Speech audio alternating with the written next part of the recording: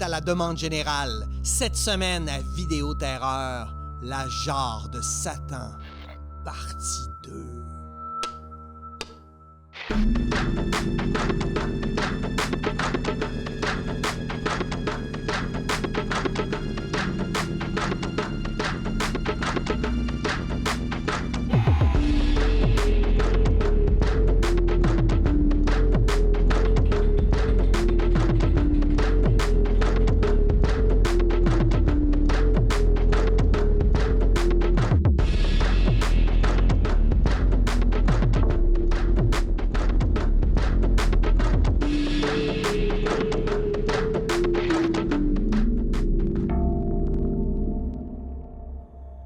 Hey, bonjour et bienvenue à Vidéo Terreur. Vous vous rappelez sûrement, plus tôt cette saison, on a fait la jarre de Satan partie 1 où on répond à des questions. Donc, on traite une multitude de petits sujets plutôt que d'un grand sujet. Et ça a tellement bien fonctionné qu'on aimait ça. On a dit, on va le refaire. On va le refaire et c'est aujourd'hui que ça se passe. Et pas avec n'importe qui, non, il est toujours là. Jimmy Francaire, spécialiste en plein de choses, mais surtout en film d'horreur. Salut Jimmy. Salut Pierre, ça va? Ah, ça va bien toi? Oui, bien hâte de piger. Piger? Hein? Écoute, est-ce que t'es prêt? On prend tout le temps qu'on a parce qu'on aime ça. Je commence. Allons-y.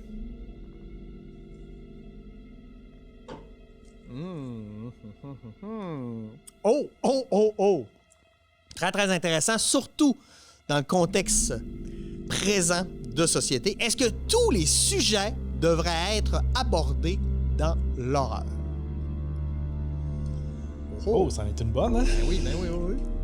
Ben, écoute, je vais commencer avec ma première posture. J'ai jamais été nécessairement pro-censure. Fait que, par définition, j'aurais tendance à dire que oui, tous les sujets peuvent être abordés.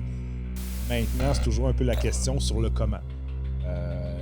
Je pense qu'il y a des façons aussi d'aborder, appelons ça respectueusement, des sujets qui pourraient être difficiles là, de façon intelligente, malgré de l'horreur, parce que, tu sais, encore une fois, là, c'est pas parce qu'on fait de l'horreur qu'on c'est obligé d'être bête et, je dirais, de pas avoir une réflexion sur comment on va le faire. Mais oui, première réflexion à froid, là, à chaud plutôt, là, je dirais oui.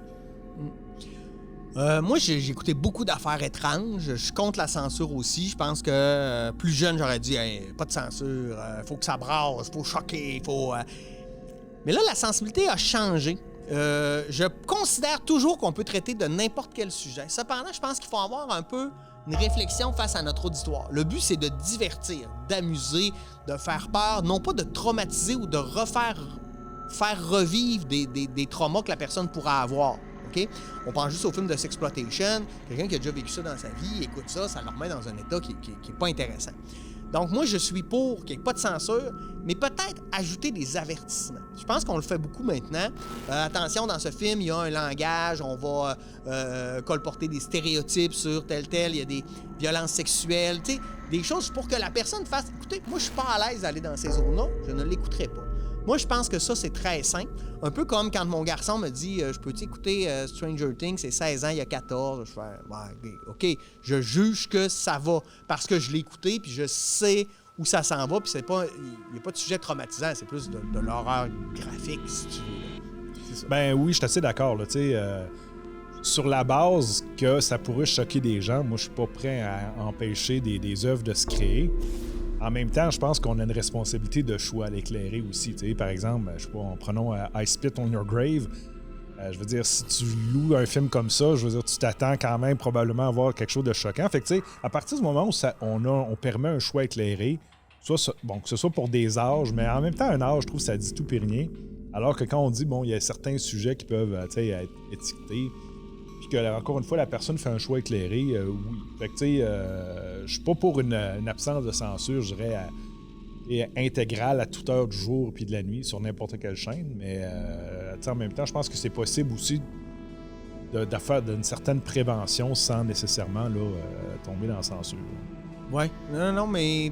Puis il faut toujours voir aussi la censure est apportée comment, tu sais. Est-ce que la personne veut mettre des trucs un peu gratuits ou elle veut dénoncer, je sais pas moi, le clergé, le tel type de gang, ou tu sais, Tu sais, il y a plein de réflexions. Je pense qu'il faut y aller avec le contexte de chaque Parce que, tu sais, film. si on y allait sur le fait de ne pas choquer, je veux dire, même rétrospectivement, là, si on remonte dans le temps, il y a plein de choses qui n'auraient jamais sorti non plus. Là, Parce qu'il y a cette idée-là, en fait. Là. La peur, c'est aussi le faire. Hein, mon Dieu, ils vont faire ça, tu sais. Parce que, tu sais, l'horreur, je pense aussi à la base, a toujours été aussi un style de cinéma qui était un peu avant-gardiste puis qui osait aller flirter avec des inconforts.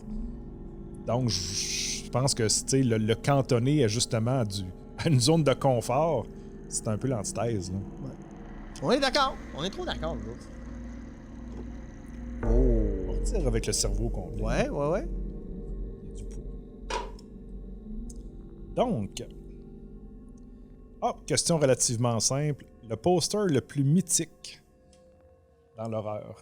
Si on avait, un peu comme on disait la dernière fois, si on avait un poster à mettre, par exemple, au musée, là, lequel serait emblématique? Écoute, là, honnêtement, là, je repense à Dawn of the Dead avec la demi-sphère orange là, que je vois, là, ça. Mais encore là, je vais revenir à L'Exorciste. C'est un poster mythique qui dit rien, mais qui dit tout, qui amène un peu... Là, je suis peut-être d'une autre époque aussi, là, tu sais. Je sais pas, toi? Parce que c'est beau aussi. Tu sais, graphiquement, je trouve qu'avant, on faisait des affaires beaucoup plus esthétiques aussi avec les posters. Toute l'époque des posters où c'était dessiné, je trouvais ça vraiment intéressant. Ça, en tout cas. Mais tu touches à un point, là. Écoute, les posters des années 70-80, là, il y a vraiment des posters extraordinaires. C'est des œuvres d'art avec beaucoup de dessins, beaucoup de peintures. La pire époque, à mon avis, c'est les années 90 où on a fait tous des posters qui ressemblaient à Scream. Ouais. Les acteurs, des têtes d'acteurs là, sur un fond noir, ce qui est épouvantable. Puis on est beaucoup resté avec des photos là, à partir des années 90. Écoute, Exorcist, là, c'en est un solide. J'irais avec Jaws. Ah oui, c'est vrai. Ouais. Probablement, là, la fille qui nage puis le requin qui vient en dessous. Là. Je pense que c'est un poster qui a sa place là, dans le grand panthéon des images mythiques. Oui, absolument. Mais en s'intéressant à ça, là, quand on revient, là, les films des années 40, 50, 60, il y a des œuvres d'art extraordinaires, mais souvent les films sont pas aussi bons que le poster est beau. Ça, c'est un autre problème. T'sais. Fait que les films n'ont pas nécessairement perduré dans le temps à cause de ça. T'sais. Non. Mais tu sais, le poster, c'est le premier rapport que tu vas avoir avec le film. C'est ce qui va te donner le goût, peut-être enlever le goût. Ce qui était le premier rapport à l'époque. Ouais. Nous, on se promenait dans les cinémas, dans l'inclus vidéo, c'était la pochette. Aujourd'hui, c'est différent parce que je pense que les teasers vont être plus vendeurs que les posters aujourd'hui. Oh, définitivement. Là, la manière qu'on regarde les films d'horreur, ça a changé aussi. T'sais. Oui, tu sais, on revient encore une fois là, dans ces bonnes vieilles années 80. Le rapport était très tangible. Là. Tu regardais la pochette, tu lisais en arrière. Les bandes annonces, c'était uniquement au cinéma. Oui, c'est ça. Fait que oui, maintenant, écoute, les posters, on les voit là, au cinéma quand on va acheter notre billet, mais c'est pas effectivement le premier rapport. Maintenant, c'est la bande-annonce. Ouais. C'est un bon point, ça. Hey, nous, hein, les has-been des années 80 de l'horreur. C'est nous, ça! OK. Oh, la pire décennie pour le cinéma d'horreur. Écoute, la pire décennie, ça serait probablement avant qu'il y ait des films d'horreur. Ouais. Mais mettons, clairement les années 90. Écoute, j'ai quand même une très, très grande collection de films d'horreur, puis je sais pas si j'ai 10 films des années 90. J'en ai vraiment très peu. Là. Écoute, c'est une décennie qui, je trouve qu'on était aseptisé. Après les années 80, il y a comme eu même à la mi-année 80, on commence à avoir la censure est très très importante. On commence à avoir les comédies d'horreur. Dans les années 90, on est encore dans la comédie, ou sinon on commence à avoir un peu l'époque de Scream. Bon, qui était quand même un film innovant, là. Mais après ça, là, I Know What You Did Last Summer, c'est vraiment une décennie. Des sursuites de... Même pas des suites, mais on a l'impression que c'est la suite d'un film qu'on a déjà vu, là. Ouais, puis c'est drôle, puis ce que je détestais particulièrement les années 90, on dirait que tous les personnages doivent avoir entre 20 et 25 ans, que tu sois juge à la Cour suprême ou shérif. Ouais. Tout le monde est jeune, c'est comme... Non, il y a quelque chose que... C'est vraiment pour moi la pire, là. Ouais, puis il y a aussi toutes les... Moi, j'aime beaucoup les films de monstres, de créatures. Cette période-là était dégueulasse aussi parce que là, on avait du CGI de qualité cheap. Tant qu'à ça, j'aimais mieux les marionnettes ou des gremlins mal faites, là, mais qui étaient en latex qu'on pouvait toucher. Parce qu'il y a des affaires, là, ça faisait dur. Hey, quel bon point. Écoute, tu sais, les effets spéciaux, appelons ça, le mécanique concret, écoute, il y a des affaires extraordinaires, là, années 80, 70, même 60, là, puis ça vieillit encore bien. Là. Harryhausen, écoute, il y avait des génies là, à travers ces gens-là. Là. C'est encore solide, là. Le mauvais CGI, là, les mauvais effets par ordinateur, ça vieillit mal, là, c'est épouvantable. On n'a pas le goût de revoir ces films-là, juste à cause de ça. C'est du mauvais jeu vidéo. C'est une période, en fait. On aurait dû attendre que la technologie soit au point pour insérer ça au cinéma. Je trouve que ça a été une erreur majeure, puis qu'il y a beaucoup de films qui vont simplement disparaître parce que c'est les effets spéciaux là, par ordinateur qui les tuent. Là. Ouais. Fait qu'on est assez d'accord. Les années 90, ça, c'est vraiment une période. Là. La période sombre. Je me rappelle des années 90, j'écoutais beaucoup de films. C'est là où j'ai découvert beaucoup les films des années 70-60 parce que justement, il n'y avait peut-être pas grand-chose à nous mettre sous la dent. Effectivement. Il y a eu quelques bons coups. Là. Je pense à Ringu, entre autres. Tu sais, fin 90. Mais tu sais, il n'y en a pas des dizaines. Ben, c'est intéressant ce point-là aussi parce que tu sais, dans les années 90, j'ai l'impression que c'est aussi là qu'on commence à s'intéresser au cinéma étranger parce que il y a un vide, il ne se passe pas grand-chose. Là, fait que, oui, après ça, ben, les fans commencent à regarder ce qui se fait au Japon, ce qui se fait en Europe plus. Moi, le cinéma européen a quand même eu une grosse mode dans les années 70, là, mais le cinéma asiatique, dans les années 90, c'est là que ça commence à monter. Là, effectivement. Ouais. Ça se tiendra pas encore? On se tiendra pas encore. Peut-être qu'on va avoir une question, là, on va se battre. Il y aura du sang, enfin, dans la vidéo terreur. OK. J'ai pas tout le temps à l'envers. Question relativement simple. Sous-titré ou doublé? Sous-titré. Ben, ça dépend de la langue, là, honnêtement, là, dans le sens où... au moment où c'est une langue étrangère, dans le sens où moi, je préférais toujours la langue originale, mais bon, il y a beaucoup de langues que je comprends pas dans le monde. Tant que c'est en anglais, français, moi, j'aime beaucoup ça, là. Mais, ben, en fait... Je vais mettre un gros bémol là-dessus, OK? Vas-y. Moi, je vais l'écouter. Les films asiatiques, etc., j'aime beaucoup avoir les sous-titres, j'aime avoir la sonorité, le ton de leur voix. Ça me fait vraiment triper. Cependant, il y a une catégorie de films. Les films de série B gagnent énormément avec le mauvais sous-titrage. On pense à Bloodsucker from the Outer Space, Schlock, le tueur à la banane.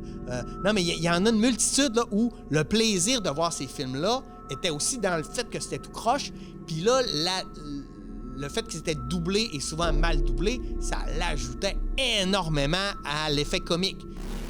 Depuis que tes parents sont morts, je me sens responsable. Ton père était comme un frère pour moi. Mais c'était ton frère. Moi, c'était mon frère. Qu'est-ce que tu veux que je fasse, alors? Écoute, fils. Mais quand c'est un film pour avoir peur, là, je pense qu'il y a dans l'original, un vrai cri, ça va être plus senti qu'un cri doublé. Effectivement. Au final encore, là, vraiment d'accord. Je préfère de beaucoup les sous-titrer. Par exemple, moi, j'écoute quand même plusieurs films asiatiques. J'y crois pas quand ils parlent dans un parfait anglais. On dirait qu'il y a... Je sais pas, ça me rebute beaucoup. Film italien aussi, j'aime bien mieux l'écouter en italien. Fait que de façon générale, je pense pas qu'on gagne là, à avoir du doublage. Bon, probablement que les gens n'aiment pas lire en même temps. C'est sûr que ça amène des fois un effet un peu distrayant où le moment que tu regardes les sous-titres, t'es pas en train de regarder l'image, là, mais définitivement sous-titré. Puis en plus, on va être honnête, là, dans les films d'horreur, là, les dialogues sont souvent ordinaires. Non, mais... Oui, on n'écoute pas ça pour réfléchir. Non, mais tu comprends, fait que... Ouais. Super, on est d'accord. D'accord. Là, j'en ai une bonne. La bande sonore la plus mythique de films d'horreur. Là, on est dans quelque chose. Bande son. Là, moi, je pense que tu vas y aller avec du John Carpenter. Halloween, là, effectivement, je pense que c'en est une. Là. J'en aurais d'autres, mais je vais les garder pour l'instant. Mais Halloween, je veux dire, c'est... Je pense qu'à peu près n'importe qui écoute des films d'horreur. D'ailleurs, quand t'écoutes Halloween, pas de son. Je sais pas si c'est déjà fait, là, mais c'est tellement... ça devient drôle, tellement... C'est la musique qui crée l'ambiance. Mais on sous-estime beaucoup la part musicale, là. Parce que souvent, justement, dans les films où il y a beaucoup plus de suggéré que de montrer, ta trame sonore, c'est elle qui va souvent créer l'ambiance, là, parce qu'à partir du moment où on montre rien, je veux dire, c'est pas la musique qui te mène à un état émotionnel, il n'y a rien qui va le faire. Là. Ouais. De ton côté? Là, là, ce que je pourrais encore dire Exorcisme, j'en parle souvent, mais c'est un film qui m'a beaucoup marqué, mais bon, Tubular Bill, là, tu sais, je veux dire, là, ça, c'est mythique, là, on entend ça, puis... Mais sinon, je vais y aller complètement champ gauche, là. Je vais parler des films des années 80, comme, mettons, Lost Boy. Parce que quand t'étais ado, là, la trame sonore, c'était des bands des années 80 qui faisaient de la musique pour les films d'horreur. C'est la musique qu'on écoutait. Fait que moi, ces trames sonores-là, j'aimais ça aussi. Mais c'est pas des trames sonores d'horreur, mais ça reste des trames sombres, pour moi, me rappellent des bons souvenirs. D'ailleurs, pour Lost Boy, j'écoute encore régulièrement la trame sonore. Puis je pense que j'ai pas vu le film depuis 20 ans. Mm-hmm. Parce que le film m'intéresse pas, en fait. Mais la bande-son a resté dans ma vie pour longtemps. Ouais. Ben oui, c'est intéressant. Fait qu'on y va avec Lost Boy de ton côté? Ouais, Lost Boy. Tu sais, aussi, j'ai aimé, tu sais, comme par exemple, Alice Cooper a fait une chanson pour Vendredi 13. Ou tu sais, quand on va chercher... Je trouve ça intéressant. Et puis aussi, quand c'est des effets sonores. Texas Chainsaw Massacre, il n'y a pas de la musique, c'est des bruits, c'est des sons, mais c'est tellement dérangeant. Ça aussi, j'haïs pas ça. Mais de dire une en particulier... Une chanson, ce serait Tubular Bill, puis une bande-son, je dirais Lost Boy. C'est bizarre, mais c'est ça. Mais tu sais, tu parles d'Exorciste, là, Tubular Bill. En fait, c'est le seul moment dans le film, à la fin, dans le générique, où la musique, c'est de la musique. Parce que le reste, c'est des bruits, c'est de l'ambiance. On peut pas dire qu'il y a une mélodie qui ressort, là. C'était assez innovateur aussi, là. Puis je me rappelle plus du compositeur, mais lui qui a fait la musique de Dawn of the Dead de Romero, là. Ça m'a hanté longtemps, cette musique-là. Ben, en fait, c'est pas un compositeur. Dawn of the Dead, là, en fait, c'est de la musique libre de droit. OK. Puis George Romero, avait pas d'argent. À ma connaissance, là, la première fois qu'il a engagé un compositeur, c'est pour Creepshow. Mais c'est de la musique vraiment là, libre de droit. Puis d'ailleurs, il y a quelques années, ils ont ressorti la trame sonore. Puis la difficulté, c'est de retrouver où est-ce qu'il avait pris cette musique-là. OK. Fait que c'est un melting pot de toutes sortes de musique, de centres d'achat. Puis, oui, c'est ça. C'est intéressant, je savais pas. Ouais, on apprend des choses aussi ici, hein? C'est pas juste jaser de choses. Là. Vous écoutez bien la maison dans un examen? OK. Toutes les langues, hein? Allons-y. Est-ce que la culture est un obstacle à bien comprendre un film d'horreur étranger? Absolument. Moi, j'y crois beaucoup à ça. Je veux dire, moi, je suis professeur de sciences politiques dans la vie. Je pense que la culture, pour comprendre... Je vais vous donner un exemple là, de ma discipline. Là. Moi, si je lis un article sur, je sais pas moi, la politique en Iran, qui est écrit par un journaliste canadien, bien, il va être dans son paradigme d'occidentaux qui essaie de nous expliquer une autre culture. Fait que moi, je vais essayer de lire un journaliste iranien qui nous parle de sa culture parce que ça me fait comprendre davantage. Je pense qu'il y a des clés dans la culture qui nous font qu'il y a des choses qu'on peut pas comprendre si on n'est pas habilité à connaître un peu, du moins, la culture. Ça ne nous empêche pas d'apprécier un film, mais je pense qu'on peut l'apprécier davantage si on est capable de comprendre tous les interstices culturels qu'il y a à l'intérieur d'un scénario. C'est mon point de vue. Ben, je te dirais, je suis quelque part entre les deux, au sens où je pense que l'horreur va souvent traiter de thèmes assez universels comme la mort. Oui. Puis qu'il y a quelque chose là-dedans qui transcende à quelque part la culture, le sens qu'on va y donner, par exemple, sur le après, le avant, le sens. Lui, va être très culturel. Mais tu sais, la peur fondamentale de disparaître, je pense que peu importe d'où on vient, il y a quelque chose où on se rejoint là. Fait que sur le fondamental, tu sais, justement, l'horreur, je pense que c'est quelque chose qui est très centré sur l'universel. Je pense que la lecture culturelle va peut-être être moins importante. Mais tu sais, on va souvent arriver, mettons, je vais prendre des films japonais, des fois, si on connaît moins culture, à des éléments où on va tu sais, je vais dire, il y a une étrangeté qu'on a de la misère à comprendre. Là, la culture va souvent te donner la réponse. Fait que, tu sais, ou le folklore, d'où ça vient, cet élément-là, puis ce qui fait que, tu sais, il est significatif. Fait que je te dirais, j'étais un peu à mi-chemin entre. Sur le fond, je pense que du fait qu'on parle, tu sais, de thèmes universels, il n'y a pas nécessairement, je dirais, ça réduit les barrières, mais sur d'autres éléments, je pense que ça peut être un plus, là. Mais, tu sais, alors que si on était sur des films un peu plus...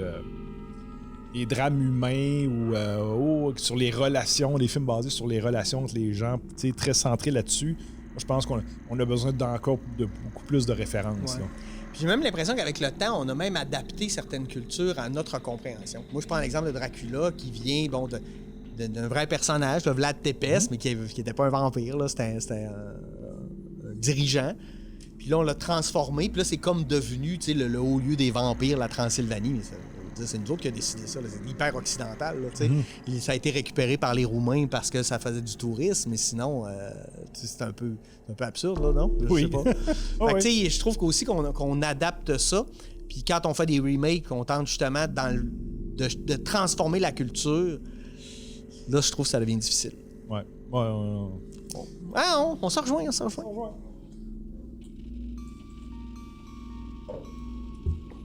OK. Oh! La meilleure décennie pour le cinéma d'horreur. Années 70. Hein? Moi, j'allais dire années 70. Non, mais... Non, écoute. Ouais. Pourquoi? Je sais pas. Parce que j'ai l'impression, culturellement, qu'il y avait un lâcher-prise, au niveau de la censure, au niveau où on se permettait d'aller ailleurs. On voyait l'arrivée aussi de cinéma étranger, comme le cinéma italien, qui avait moins de censure, mais qu'on pouvait maintenant avoir accès. Puis, tous ces grands chefs-d'œuvre de l'horreur qu'on n'arrête pas de nommer, à lesquels on revient toujours, Texas Chainsaw Massacre, Dawn of the Dead. Tu sais, je veux dire, il y en a eu beaucoup. Halloween, c'était même jusqu'en 80 avec Friday the 13th. Tu sais, on a mis la table sur beaucoup de choses. On a essayé beaucoup de choses, les cannibales, je sais pas, il y avait une diversité, on était moins pris dans les modes, puis après ça, je trouve que le cinéma d'horreur est devenu un cinéma de mode. Ouais, écoute, je dirais pas, j'ai pas grand-chose à rajouter. Effectivement, tu sais, si on regarde les années 60, moi, c'est une décennie que j'aime moins. On sent qu'il y a comme beaucoup un carcan, on est pris, là, tu sais, dans... C'est un cinéma qui est plus frileux, là, je vais le dire comme ça. Puis, tu sais, années 70, tu le sens, là, qu'à un moment donné, il y a quelque chose qui ouvre, on coupe les laisses, on ouvre la cage, puis c'est comme... Puis on sent pas non plus que, je dirais, la grosse machine hollywoodienne, l'emprise est encore forte. Il y a quelque chose d'un peu plus, je dirais pas amateur, mais on n'est pas loin de ça, un peu expérimental. Puis à partir du moment où, là, la grosse machine s'en vient, là, jusqu'aux années mi-80, c'est pas pire. Puis à partir de là, la machine va un peu tuer là, beaucoup de choses. Oui, puis les années 90, puis le maudit CGI cheap, là. On revient à ça, là. On revient à ça. Hein? Peuvent pas tout être longue. OK. Oh. Est-ce que Freddy est un slasher? Quand on parle de slasher, on parle de tueur en série. Bon, Freddy, c'est une autre affaire. Il y a quelque chose d'onirique, il part de nos rêves, etc. Est-ce que c'est un slasher, selon toi? Écoute, j'aurais tendance à dire oui par définition, parce que c'est quand même là, tu sais, une personne qui tue des gens là, à répétition. C'est sûr que c'est pas la formule typique.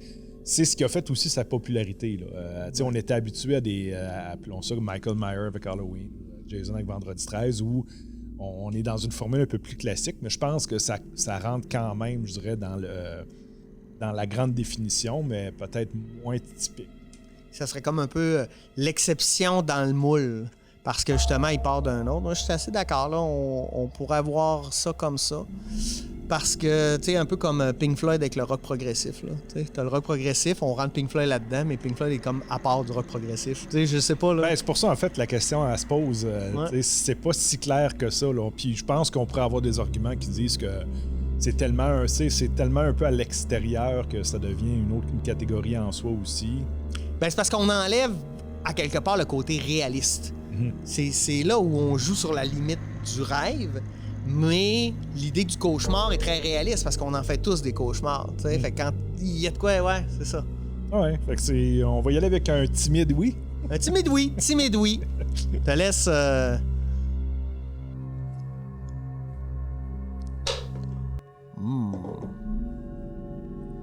Donc, devrait-on permettre aux enfants de regarder des films d'horreur?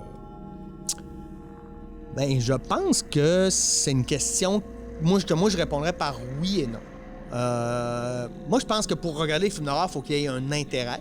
Moi, je pense, maintenant, mon grand de 14 ans, il n'y a pas d'intérêt, ou peu d'intérêt. Il est plus dans le manga, puis il écoute des mangas assez violents, assez horreur quand même, mais il est ailleurs. Ma fille de 8 ans, dès 6-7 ans, avait cet intérêt-là. Maintenant, je suis pas un gros cave pour y faire écouter des affaires ben trop intenses, là. Mais, qu'est-ce qu'on a commencé? On a commencé à écouter les films de la Universal. Donc, puis après ça, le dernier qu'on écoutait, ça me fait très, c'était La Mouche. La Mouche de 1958 avec Vincent Price. Ben, la seule fois où elle s'est caché les yeux, c'est quand ils se sont embrassés. Fait que, tu sais, pour elle, donc je sais que c'est correct, elle pose des questions, elle aime l'ambiance. Maintenant, je pense qu'il faut respecter aussi l'âge de nos enfants. Puis quand je parlais d'avertissement pour, entre autres, la censure, je pense que c'est un peu la même affaire.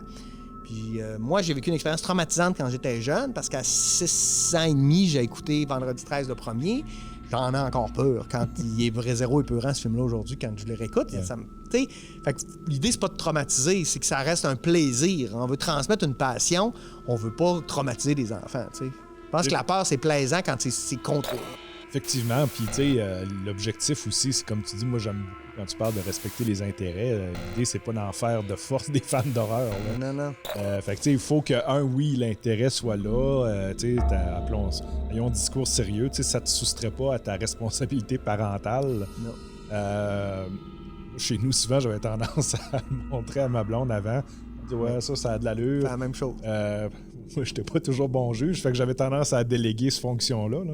Mais oui, tu sais, je pense que ça peut se faire de façon... Surtout quand on va dans les décennies, là, encore une fois, la Universal. Oui, rien n'est pas rien là. Je veux dire, ça passerait en après-midi. Puis, ouais. Fait que tu sais, c'est des belles plateformes pour y aller sécuritairement. Là.